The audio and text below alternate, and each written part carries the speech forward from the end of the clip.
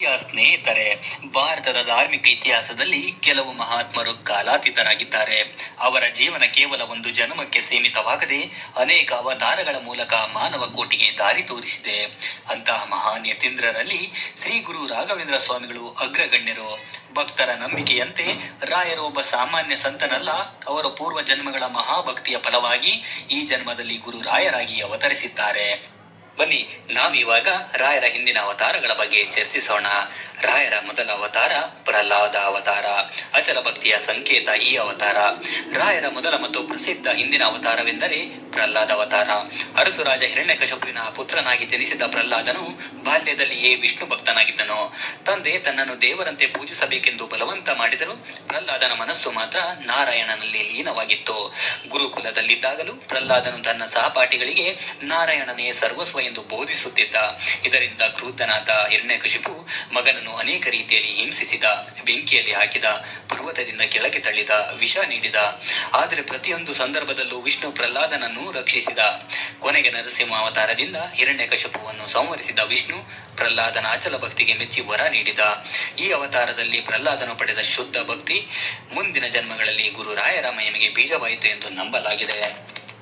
ನಮ್ಮ ರಾಯರ ಎರಡನೇ ಅವತಾರ ಪ್ರಹ್ಲಾದ ಅವತಾರದ ನಂತರ ಬಾಲಿಕ ಅವತಾರ. ಧರ್ಮ ರಕ್ಷಣೆಯ ಸಂಕಲ್ಪದ ಈ ಅವತಾರ. ಪ್ರಹ್ಲಾದನ ಅವತಾರದ ನಂತರ ಅದೇ ಆತ್ಮವು ಬಾಲಿಕ ಎಂಬ ಧರ್ಮನಿಷ್ಠ ರಾಜನಾಗಿ ಜನಿಸಿದೆ ಎನ್ನಲಾಗುತ್ತದೆ. ಬಾಲಿಕನು ರಾಜನಾಗಿದ್ದರೂ ತನ್ನ ರಾಜ್ಯವನ್ನು ಧರ್ಮ ಮತ್ತು ಸತ್ಯದ ಆಧಾರದಲ್ಲಿ ಆಡಳಿತ ಮಾಡುತ್ತಿದ್ದ. ರಾಜ ಸೌಖ್ಯದಲ್ಲಿದ್ದರೂ ಅಹಂಕಾರವಿಲ್ಲದೆ ಸದಾ ವಿಷ್ಣು ಸ್ಮರಣೆಯಲ್ಲಿ ಕಾಲ ಕಳೆಯುತ್ತಿದ್ದ.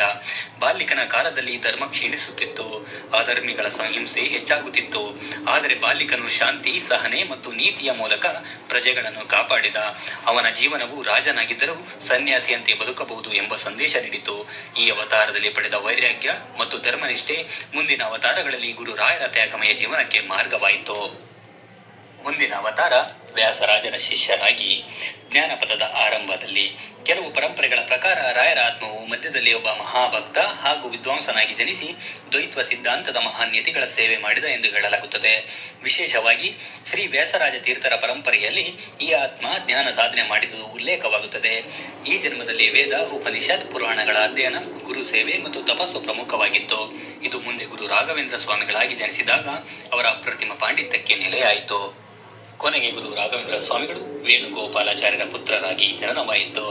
ಗುರು ರಾಘವೇಂದ್ರ ಸ್ವಾಮಿಗಳು ಕೊನೆಗೆ ಆ ದಿವ್ಯ ಆತ್ಮ ಕೃಷ್ಣದೇವರಾಯನ ಕಾಲದಲ್ಲಿ ಕರ್ನಾಟಕದ ಭುವನೇಶ್ವರಿಯಲ್ಲಿ ವೇಣುಗೋಪಾಲಾಚಾರ್ಯ ಮತ್ತು ಸೀತಮ್ಮ ದಂಪತಿಗಳಿಗೆ ಪುತ್ರನಾಗಿ ಜನಿಸಿತು. ಬಾಲಕನಿಗೆ ವೆಂಕಟನಾಥ ಎಂದು ನಾಮಕರಣ ಮಾಡಲಾಯಿತು. ಬಾಲ್ಯದಿಂದಲೇ ವೆಂಕಟನಾಥನಲ್ಲಿ ಅಪಾರ ಜ್ಞಾನ, ಭಕ್ತಿ ಮತ್ತು ವೈರಾಗ್ಯ ಸ್ಪಷ್ಟವಾಗಿತ್ತು. ವೇದಶಾಸ್ತ್ರಗಳಲ್ಲಿ ಅಸಾಧಾರಣ ಪಾಂಡಿತ್ಯ ಗಳಿಸಿದ ಅವರು ನಂತರ ಸನ್ಯಾಸ ಸ್ವೀಕರಿಸಿ ಶ್ರೀ ಗುರು ರಾಘವೇಂದ್ರ ಸ್ವಾಮಿಗಳು ಎಂಬ ನಾಮದಿಂದ ಪ್ರಸಿದ್ಧರಾದರು. ಮಂತ್ರಸಿದ್ಧಿ, ತಪಸ್ಸು, ಕರುಣೆಯಿಂದ ಅವರು ಅನೇಕ ಅದ್ಭುತಗಳನ್ನು ನೆರವೇರಿಸಿದರು. ಬಡವರು, ರೋಗಿಗಳು, ಸಂತಾನಹೀನರು ಎಲ್ಲರಿಗೂ ಅವರು ಆಶ್ರಯವಾಗಿದ್ದರು.